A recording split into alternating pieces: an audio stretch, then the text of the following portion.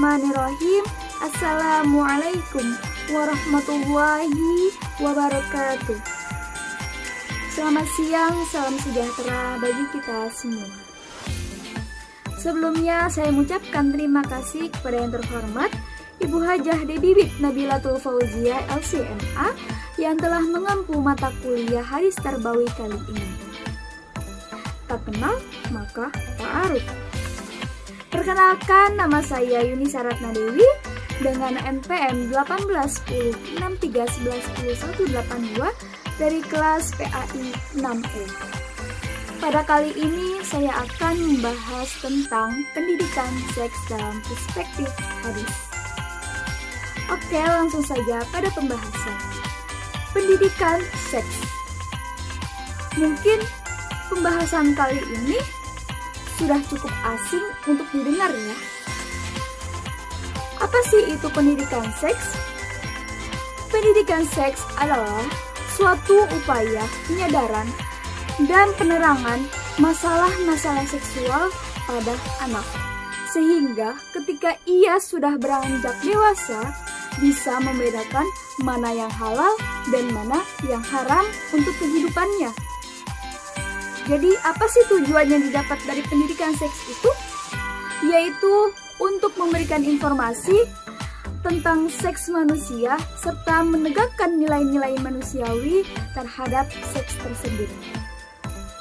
Bahkan ada sebuah hadis yang berkata, qala Rasulullah sallallahu alaihi wasallam, la yanzuru rajula ila aurati wa la tanzuru mar'ata ila auratil mar'ati wa la yafiddu rajula fis sawbil wahidi wa lal mar'ah ila al mar'ati fis sawbil wahidi.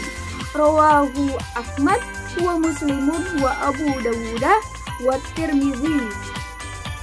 Yang artinya Rasulullah Shallallahu Alaihi Wasallam bersabda, laki-laki tidak boleh melihat aurat laki-laki lain dan perempuan tidak boleh melihat aurat perempuan lain, dan seorang laki-laki tidak boleh tidur bersama laki-laki lain dalam satu selimut, dan perempuan tidak boleh tidur bersama dengan perempuan lain dalam satu selimut. Hadis riwayat Ahmad, Muslim, Abu Dawud, dan Tirmidzi. Berdasarkan hadis tersebut, dapat kita jadikan sebuah pembelajaran kepada anak-anak untuk menjaga auratnya dengan memakai pakaian yang sepantasnya. Jika hal tersebut sudah dibiasakan sejak dini, maka ketika ia beranjak dewasa atau remaja, ia akan terbiasa menggunakannya. Di zaman globalisasi saat ini, impor budaya barat ke dunia timur ini sudah tidak bisa dihindari lagi. Bahkan, manusia pun tanpa disadari akan terpengaruh dengan budayanya. Maka dari itu, sebagai orang tua atau orang yang lebih dewasa, sudah sepantasnya memberikan teladan yang baik kepada anak-anak, termasuk dari cara berpakaian dan bertingkah laku. Saat ini banyak sekali kita jumpai di masyarakat etika berpakaian yang layak sudah tidak penting untuk dipraktekkan kembali. Seperti laki-laki memakai pakaian wanita atau wanita memakai pakaian laki-laki, bahkan jenis kelamin yang diberikan Allah pun seakan-akan tidak penting lagi, hanya untuk mengikuti tren kemodernan saja. Nah, dengan adanya pembahasan hadis tersebut, sebagaimana sejak dini kepada anak-anak diharapkan sebagai penerus bangsa yang terbiasa dalam beretika sesuai ajaran Islam. Dengan kita memberikan materi pendidikan seks pada anak-anak. Sebagaimana menurut Abdullah Nasir Ulwan dalam pendidikan anak menurut Islam, tahun 1999 halaman 1. Yang pertama, usia 7 sampai 10 tahun, si anak ini diajari sopan santun ketika memasuki rumah.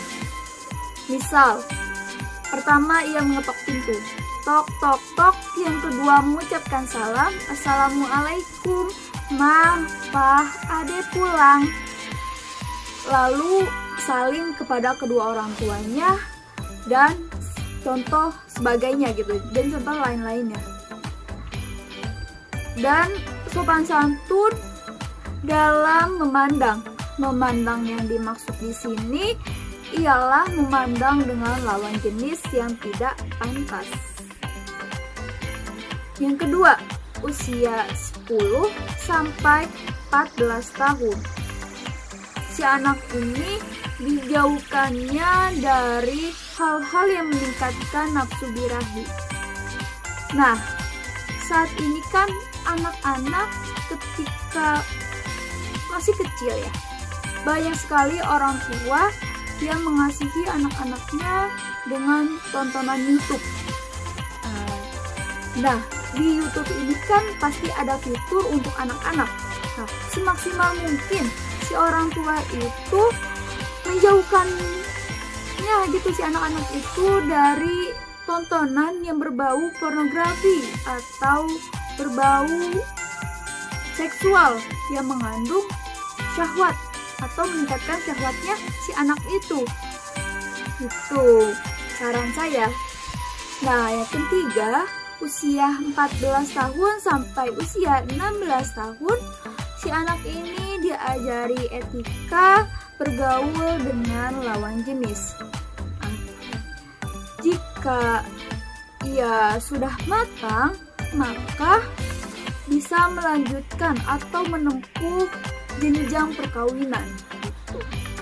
Karena di usia ini, si anak ini sudah memasuki masa pubertas atau remaja.